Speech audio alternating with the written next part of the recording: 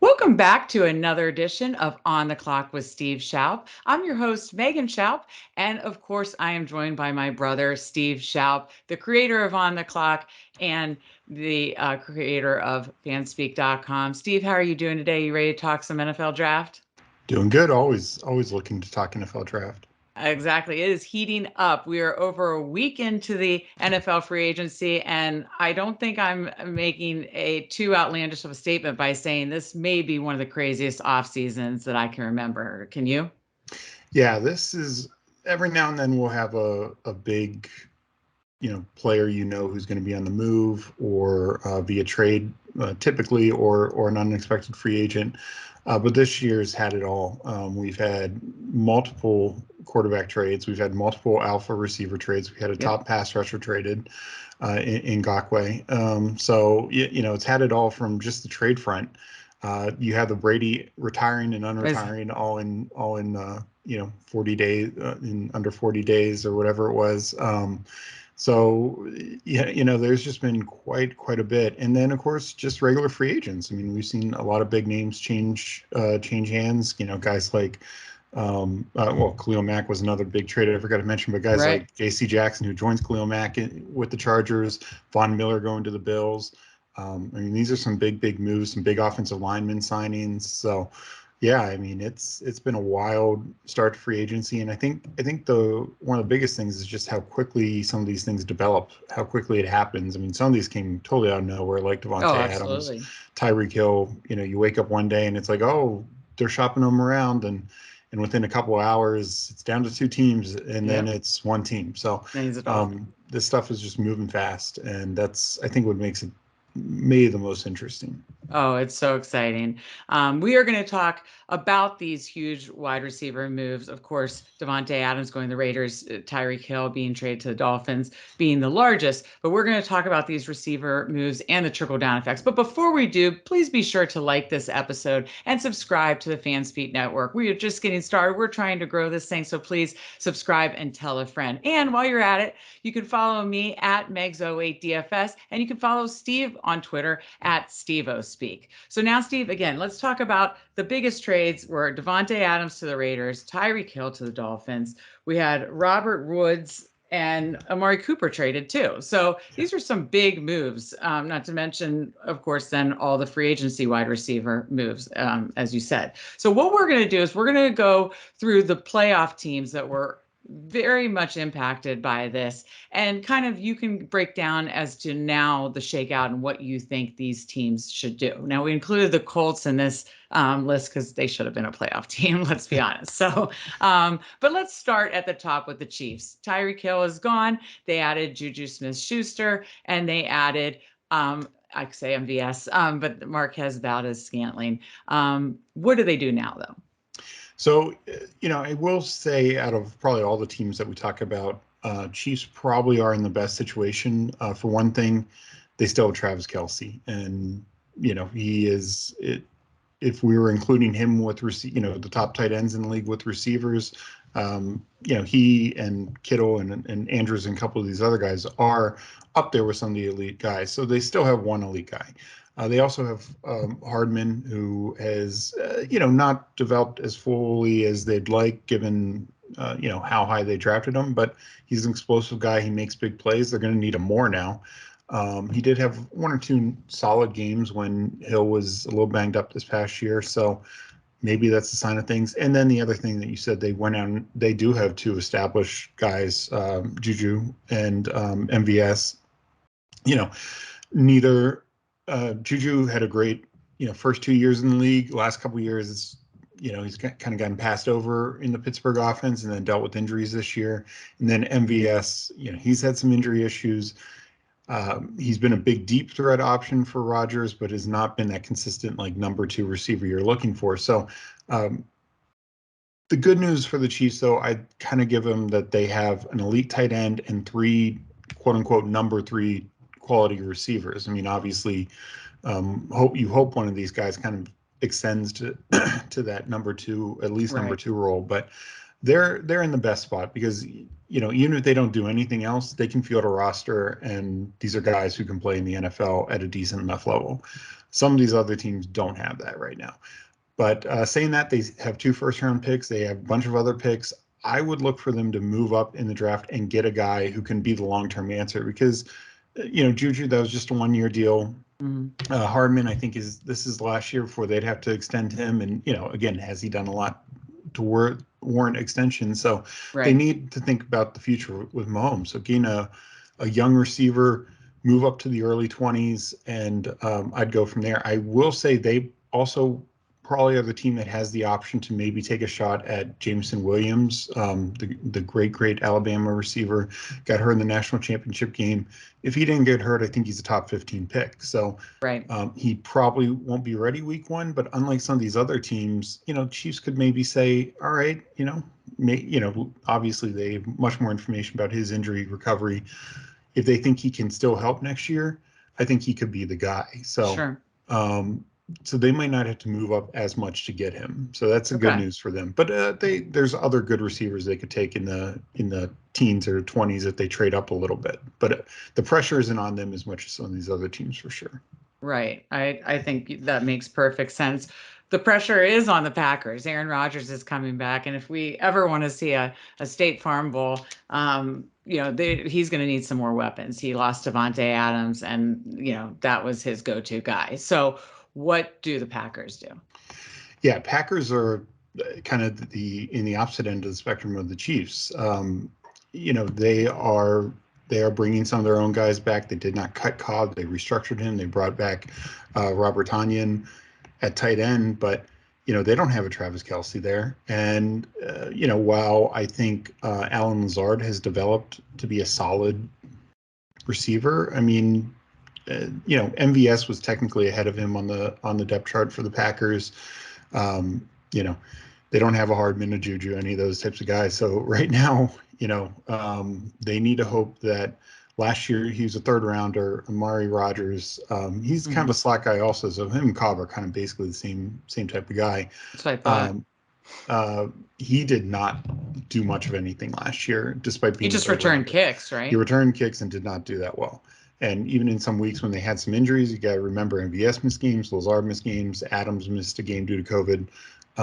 He just never was able to, and Cobb missed a lot of time. He was not able to crack the roster. They just would go 2 tight end. They would just play Lazard, MVS, and Adams. Like they weren't caring about a natural slot guy. So he's definitely got to show more. Yeah.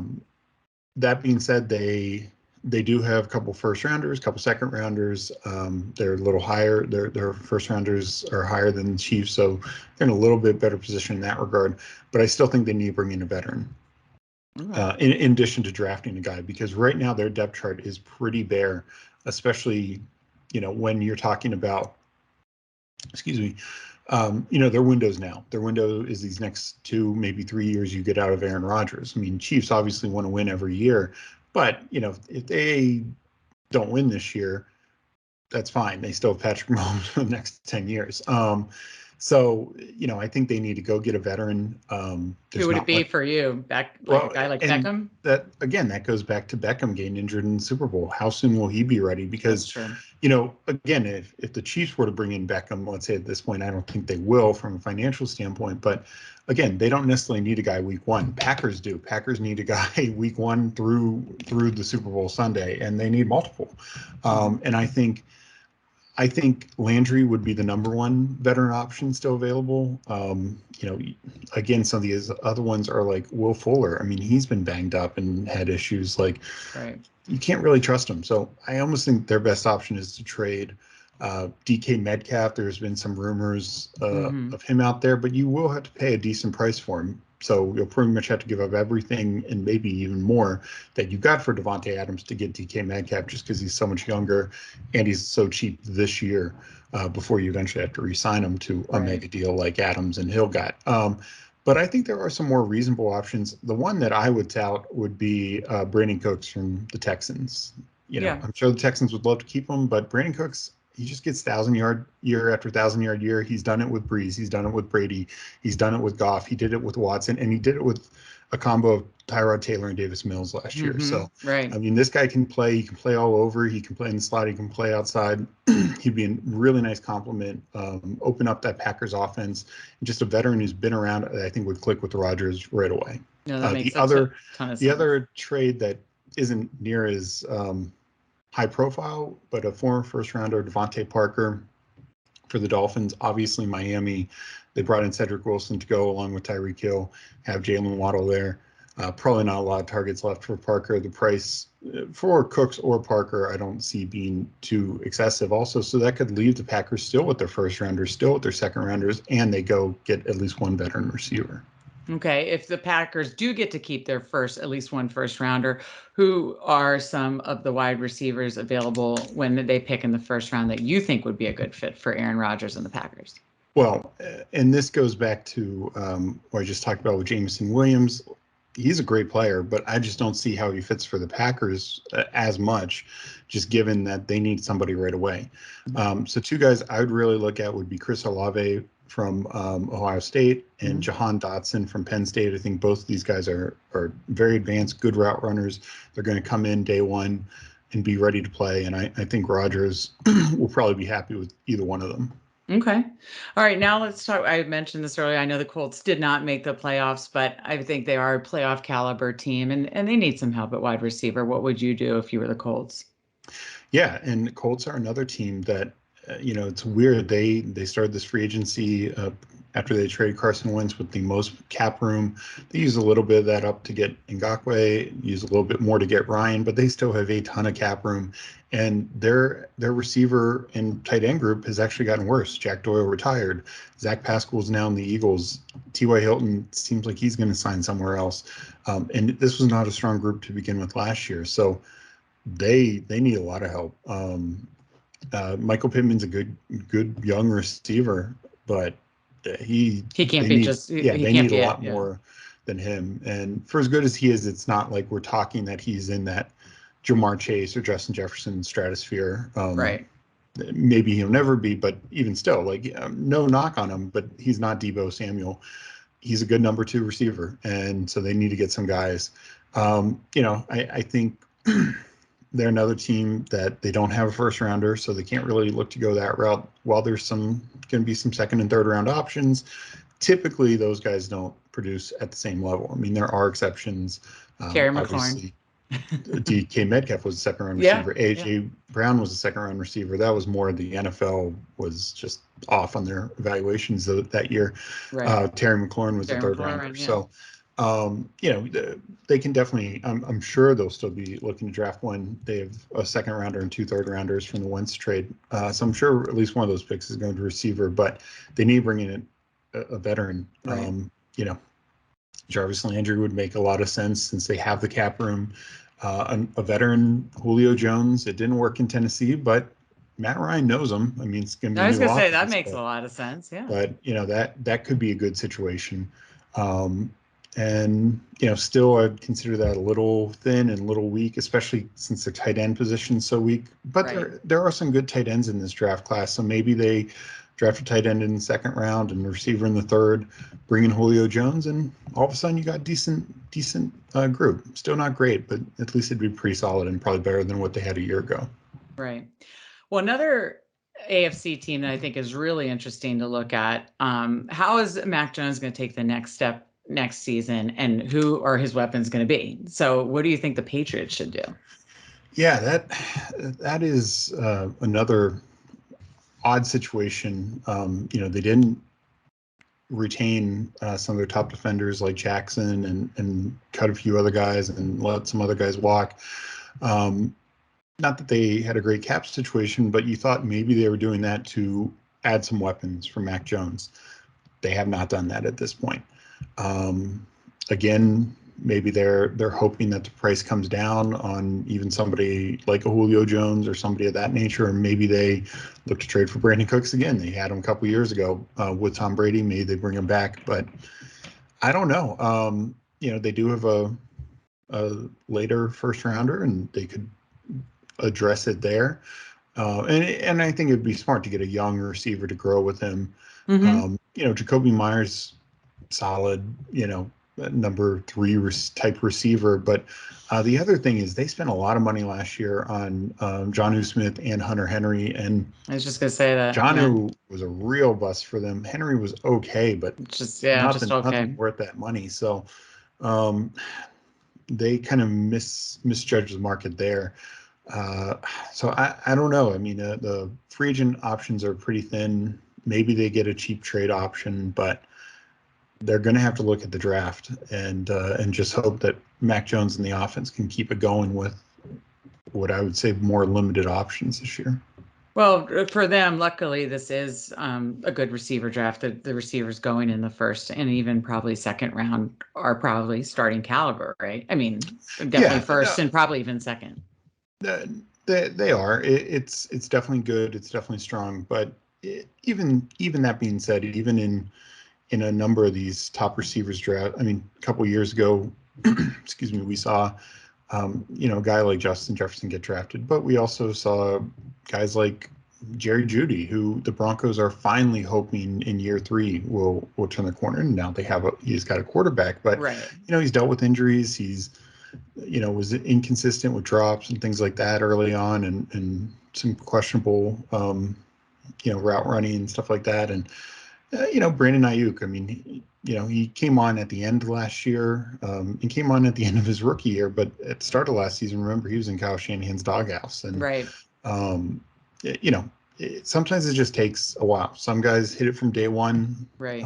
but a lot of others, it takes some time. So you can't always count on that. And, um, and again, this goes back to the Chiefs approach of a layered approach of having your alpha in Kelsey, having a veteran group, and then you can bring in a young guy. If they find the next Justin Jefferson, fantastic.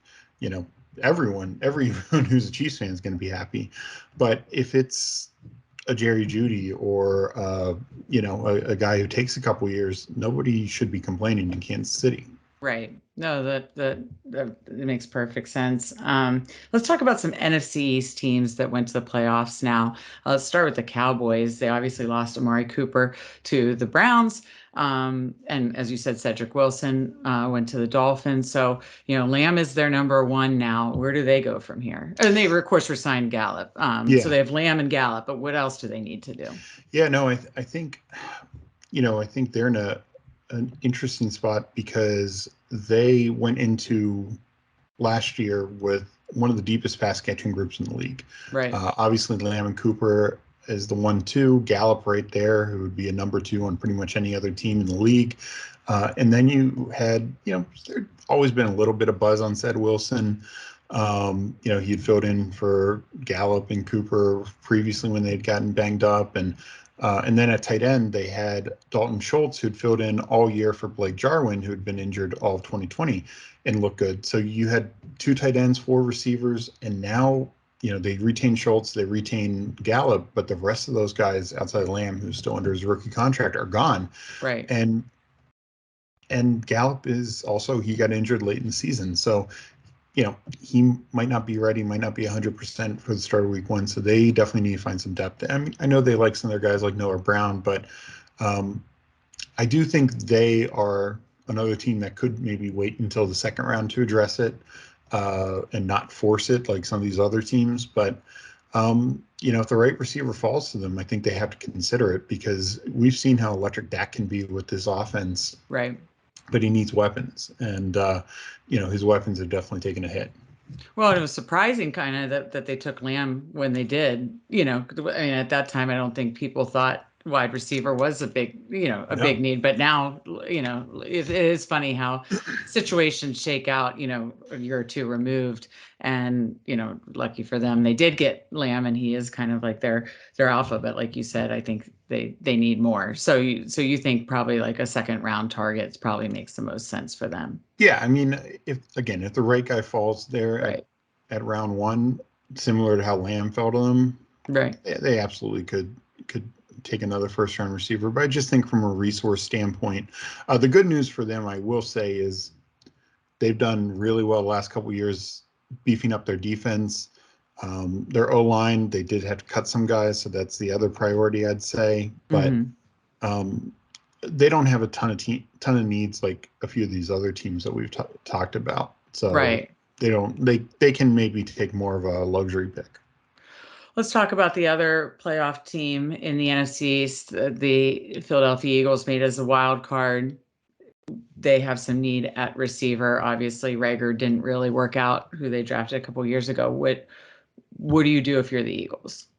Yeah, so I mean they've invested a ton in the receiver position the last couple of years. JJ Carter-Whiteside was a second rounder in 19. Rager was a first in 20, and then of course the big first Devonte Smith last year. The good news for them is Smith does look like a guy. I mean, he looks like a stud. So while Rager and JJ or Carter-Whiteside are looking more bust than not, they still have that guy. They still, even though they trade away Zach Ertz, they still have a great tight end in Dallas Goedert. So that's at least the good news. The other good news is they have 3 first rounders, and some are higher than any of these other teams because they're taking them from non-playoff teams. So they are definitely in the best spot. I mean, their first pick is 15th overall, I believe it is. So they have 15th and 16th back to back. So they can pretty much take probably the second, third best receiver unless somebody jumps them. And with one of those spot picks, so they're in a good spot there. They also have pick a couple spots later if they decide to wait. But I think they stay aggressive, just keep hoping to give Jalen Hurts weapons and developing him more as a passer. I think they did see that, they could beat bad teams last year and would beat them pretty soundly. But when they played good teams, they were competitive in a couple of those games, but they just couldn't hang with some of the better offenses. So I'm sure they'll use some of their other picks on defense to help shore up that side, but they need another receiver there. Devonte Smith, he was just getting too much attention last year from defenses as the year wore on. Right. All right. Now let's go to our last playoff team that probably needs a little more help at wide receiver, and that's the Arizona Cardinals, because they, of course, lost Christian Kirk. They do have DeAndre Hopkins coming back, but Kirk is a big missing piece. They did draft Rondale Moore last year, but what do you do if you're the Cardinals? Yeah, I mean, first you got to hope that DeAndre Hopkins can come back fully healthy. He was inconsistent last year, had a couple big games, but overall was inconsistent when he was on the field. But you really saw last year, they turned to that Antoine Wesley, and I mean, when again against some bad teams, and when Kyler was looking good, he had some big catches and stuff like that. But yeah, not only is Kirk gone, AJ Green's a free agent. They did retain Zach Ertz, which I do think was big because he definitely became one of the favorite targets down the stretch. But you also lost CJ Edmonds, who's their best pass catching back, and Connor is very good. No knock on Connor, but he's also just had a ton of injury history in his career. So weapons are thinner for the Cardinals, and it doesn't seem like they're, I've not heard them attached to any free agents or any trades or anything like that. So it looks like they're going to have to look the draft route. I think if I was them, I would definitely look at a first round receiver and maybe even trading up to get them, because, this is your time with some of your veteran defensive players that you have. DeAndre Hopkins, 2 years ago, he was one of the top 3 receivers in the league. He can get back there, but his window of being dominant has got to be closing. So you got to get the next guy. And like you mentioned, Rondale Moore just didn't really show a lot. I mean, bit of a gadget guy, can be a screen guy, but we're going to need to see a lot more to imagine that he can have a significant role in this offense. Right. Well, I do want to ask you about a couple of the receivers in this year's draft class, but I want to take an opportunity to say that you can run your own mock drafts on fanspeak.com with On the Clock. Our mock draft simulator allows you to be any one of these teams or your favorite team and simulate the draft and kind of see what receivers may be available in the first round, the late first round, the early second round. Just shows different plausible scenarios. And of course, trades are still happening, will still be happening. I don't think we've seen the last trade this offseason. So you can use Ultimate GM. Ultimate GM allows you to simulate the whole offseason from free agency all the way through the NFL draft. And you can make player trades. That's what's cool. Best part is absolutely no ads when you have the Ultimate GM subscription. So it's $19.95 for an entire year, and you can simulate the whole offseason without ads. Now, with that said, Steve, let's wrap up this show and talk about this receiver draft class. I know this isn't a ranking show or a scouting report show, but in talking about all these needs, and a lot of these teams are going to look to the draft, kind of, if you don't mind, could you give me your top 5 receivers in the draft and maybe in this year's draft class, and maybe just a quick why? So who's your number one? So my number one, and been fairly consistent with him being my top receiver. Actually, I kind of had him and Jameson Williams tied before the injury. Right. But Garrett Wilson from Ohio State, I just see him as a guy. I mean, Ohio State's receiver group is extremely, extremely good. Right. And he just went out and, he was their alpha. And so I think there's every reason to believe he can retain to be that at the next level. He's blazing fast. Not a major sized guy, but just a smooth route runner. And I think he just clicks day one, and he can be a true number one receiver. Again, don't want to put him at like Jamar Chase comparison, but he can be a guy who's going to make an impact day one and be your alpha receiver. But that's also why I think he's probably going in the top 10 of the draft. Right. Okay. Who's your number 2?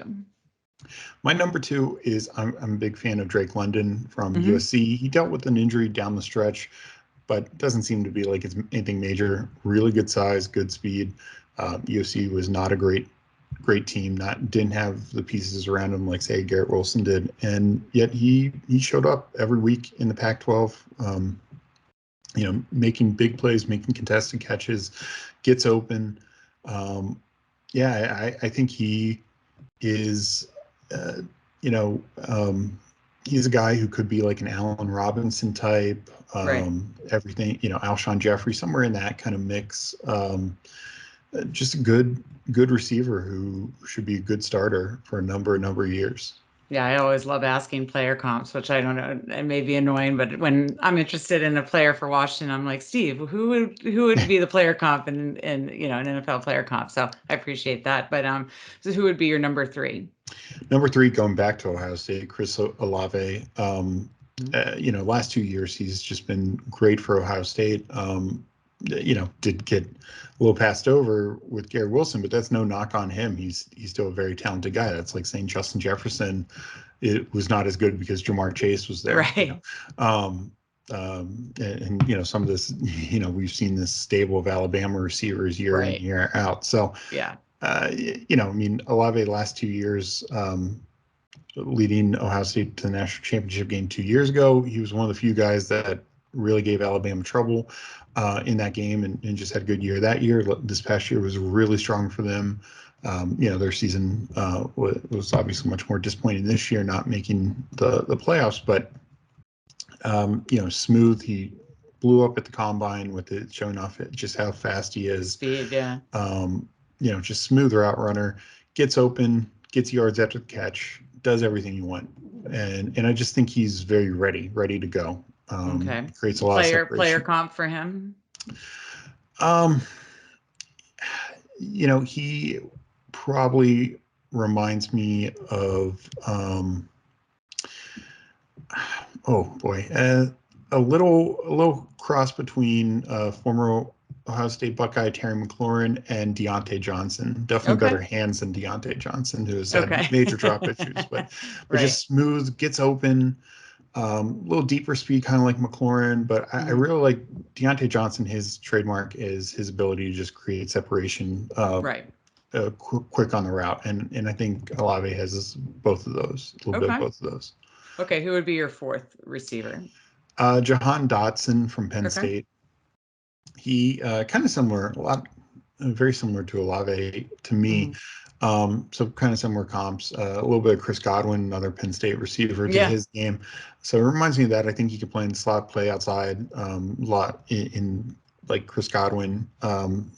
Just again, he dealt with the situation, not the greatest quarterback play at Penn State. Right. But I mean, he was just always open. And yeah, Big Ten still pretty good football. And yeah, he just would come up big, comes up big catches. Done the last couple of years. Yeah, I think he's another guy who just hits the ground running. Okay. And let's round out your top five in this receiver class. So I would say James. It's kind of a tie for me. Jameson Williams, who I talked about before, this guy probably would have been the number one, number two receiver Right. for me Yeah. if Yeah. he doesn't get injured. So a lot depends on the injury. But the other guy who's right there is Traylon Burks from Arkansas. Okay. Big physical guy. You know, I don't think he's as polished as you want, but I mean, if it goes right, he is a Julio Jones. He is a DK Metcalf. Well, You know, but even though he played at Arkansas and he won with his size and speed, you just didn't see. I don't see the consistent route running. And granted, he played against much better competition, so some of it is that like he had better defenders on him who mhm. would do things to jam him up and get him off his route and stuff like that. Right. But no, I mean, I like him a lot. That again, not a knock on him. I think he's a first round talent. I think he's going to be a big time. He can be a big time playmaker. But yeah, him and Jameson Williams would be kind of tied for the fifth spot. Okay. Well, this question you'll like because Steve and I both like sports betting. So, what would Vegas set the number of receivers drafted in the first round? What do you think the over under would be I set think at? I think the over under will probably be set at 5.5. Okay. Would you take the over? I think I would take the over. I do You think, think those six may go? Or I assume those six, I mean, I guess there could be a wild card, but you think those yeah, I six will think go? I think there are some other guys in the second tier of receivers. What's interesting, I do think this is a deep receiver class, but the second tier. So just going back a couple years in the draft where we had like six receivers, 2020 draft led by Henry Ruggs, of course, but Jerry Jeudy, Brandon Ayuk, Justin Jefferson, Jalen Reagor, and CeeDee Lamb. So you had six in the first round, and then in the early second, you had two quick hitters in Mm, T. Higgins and Michael Pittman. Now, Higgins and Pittman, I think, were definitely right below that group, and I think there was definitely a question if Higgins especially should have gone ahead of like Jalen Reagor, which clearly now, no, I'm we, sure yeah. Eagles fans are wishing that had been the case. Right. Um, but I think the other thing this year, I don't know. After the six that I mentioned, you'll hear some names like Christian Watson or Hmm. um, Calvin Austin. These guys who could go, David Bell, some guys in the second, third round, but there's not as much consensus in that group.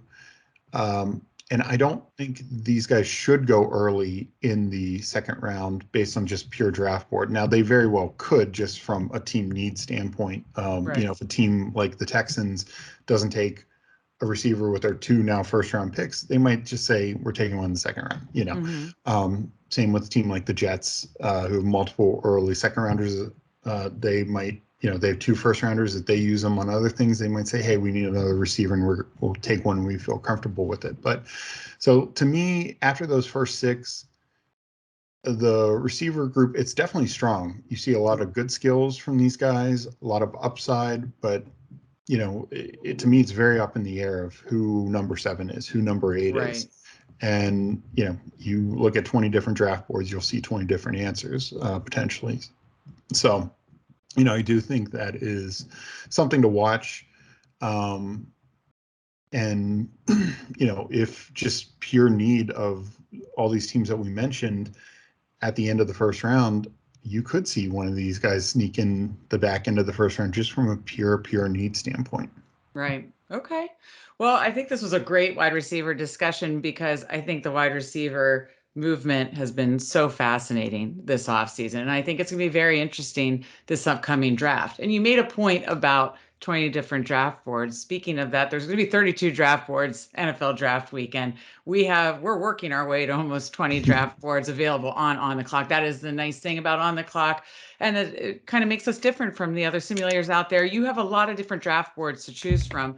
And if you get premium or ultimate GM, you can create your own draft board. So it's kind of interesting. And then if you use premium or ultimate GM, you can also draft with your board and the computer's drafting off another board. It really just makes it a lot more realistic to what the actual NFL draft is, with a lot of boards that are very, very different from each other. So again, be sure to check out On the Clock. Be sure to check out Ultimate GM if you want to make some trades, not have any ads. And again, it's a year-long subscription. Steve, any final thoughts about this receiver class before we wrap it up and head out of there this week? No, the only thing I'll say is that I think it's just very interesting to me how many, despite, as we talked about some of the recent classes, there were some missed classes, but despite a number of successes and hits among these last couple classes, a lot of teams need wide receivers, and we only focus Right. on the playoff, Right. kind of caliber teams, or teams that were in the playoff mix last year. I mean, there's plenty of others. I mentioned a few, like Jets and Texans, but Our Washington Washington, Commanders. the good old Commanders definitely are looking wide out. I think, I mean, the Falcons have nothing at wide out right Yeah. now. So, Yeah. you have some other teams, the Bears, who don't have a first rounder. They need somebody else to go with Mooney. So, you Right. have a number of teams, and to me, that's just very interesting. What, as much as teams know the need of receivers and this money's getting thrown around. So I do think that could open up some trades, a few more trades, as we Right. talked about. But like Devonte Parker is a great example, because right now he was the Dolphins #2 last year, and now he's like the #4. So Yeah. Yeah. um, Yeah, yeah. it's going to be interesting. It's going to be interesting. And we're going to keep having interesting draft topics every single week. Before you guys get out of here, be sure, again, like this episode and subscribe to the Fanspeak Network and tell a friend.